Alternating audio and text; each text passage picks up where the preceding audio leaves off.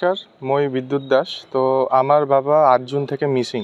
বাবাকে এখন ২ মাস হয়ে গেল, কিন্তু বাবার কোনো খোঁজই নাই। মানে না জলে খোঁজ পাইতেছি, না রাস্তায় খোঁজ পাচ্ছি। হ্যাঁ, তো আমার মানে মহামান্য আরক্ষীর সাথে এটাই দাবি যে আমার বাবাকে খুঁজে হোক। প্রথম প্রায়োরিটি আমার প্রথম প্রায়োরিটি এটাই যে আমার বাবাকে খুঁজে হোক।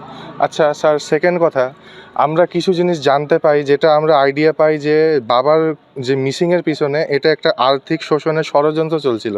সেটা আমি ডিটেলসে আপনাদেরকে বলছি।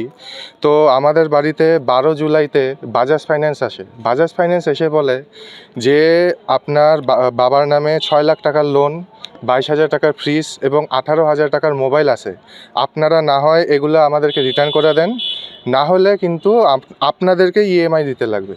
তো স্যার, এইটা শুনে তো মানে আমাদের পায়ের নিচে মাটি সরে গেল যে আমার মা যে ক্যান্সারের পেশেন্ট, মারও দাঁত লেগে মানে মাও অজ্ঞান হয়ে গেল যে না ৬ লাখ টাকা আমাদের কাছে আছে, না ফ্রিজ আছে, না মোবাইল আছে। তো স্যার, আমরা যখন ৮ জুনে বাবা মিসিং গেল না, তখন পাড়ার লোকে একটা রিউমার ছিল যে তার মানে আমি আর মা পড়াশোনার ক্ষেত্রে রাজস্থান কোটায় ইঞ্জিনিয়ারিংয়ের জন্য আমরা কোচিংয়ে ছিলাম, আসা যাওয়া হয়তো। কিন্তু তখনই পাড়ার লোক তখন না, বাবার মিসিং হওয়ার পরে পাড়ার লোক আমাদের কাছে হিন্টস দিল যে তোমরা একটা মহিলাটাকে ধরো, ওই কিন্তু তোমার বাবাকে ব্ল্যাকমেল টাইপের করে কিন্তু সব টাকা পয়সা মানে জাল ওই ষড়যন্ত্রটা করছে, সব টাকা পয়সার লেনদেন সব চুষে খেয়েছে। আচ্ছা, মহিলার নাম কি ছিল? মুন্নি প্রসাদ দাস, বিধবা মুন্নি দাস, বিধবা। আচ্ছা, আর ফাইন্যান্স থেকে কে আপনাকে প্রেসার ক্রিয়েট করছে? ফাইন্যান্স থেকে স্যার ওদের নাম আমি দিয়ে দিব আপনাদেরকে, আমার কাছে কন্ট্যাক্ট নাম্বার আছে, ওদের নাম আমি দিয়ে দিব। ওইটা মহারাষ্ট্র থেকে ফোন আসছিল, মানে ওদের নাম তো বলে নাই, ওরা কাস্টমার কেয়ার এক্সিকিউটিভ।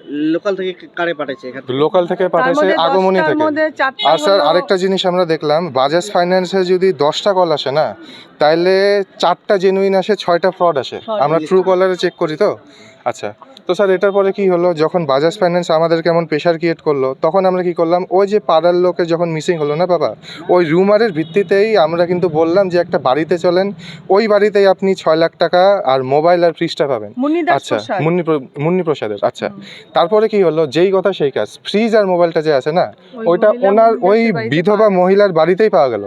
এখন স্যার কথা হলো এটা, এই যে 6 লাখ টাকাটা আমরা 99% শিওর ওই মহিলাটার কাছে আছে, কিন্তু স্যার আমরা এটার পুরো ইনভেস্টিগেশন চাই যে 6 লাখ টাকাটা মানে বাবা মানে কে বাবার থেকে শোষণ করছে, এটা মানে এটা কি হয়েছে 6 লাখ টাকাটা, এটা আমরা চাই। আর বাবাকে খুঁজে দিক, এটা আমরা চাই। মানে বাবাকে পাইলেই তো সব সমাধান হয়ে যায়। এই বিষয়ে বাবা যে 2 মাস অবগত করছেন কি আরক্ষী? তো স্যার এই বিষয়ে মানে কাম তো চলছে, কিন্তু আমরা মনে করি এদের রেসপন্সটা অল্প স্লো। মহামান্য আরক্ষী যদি অল্প এই রেসপন্সটা ফাস্ট করে, তাহলে আমরা খুশি হতাম স্যার। আজকে কি আশা দিল আরকি? আজকে স্যার বললো যে দেখছে, ওরা ম্যাটারটা দেখছে। হ্যাঁ, এই কথাটা যদি যেতাম না, এই তাহলে আশাটা আমরা আগে পাইনি, এই আশাটা আগে ম্যাটারটা দেখতে সেজন্য আমরা এসপি অফিসে দুবার গেছি। হ্যাঁ, সে তো ওনাকে দেখিয়েছে, তখন উনি দেখেনি, কিন্তু আরেকজন ছিলেন উনি দেখেছেন, কিন্তু যিনি ওসি স্যার উনি দেখেননি কাগজগুলো, খালি অন্য অন্য কথা বলে, এটা বলে ওটা বলে।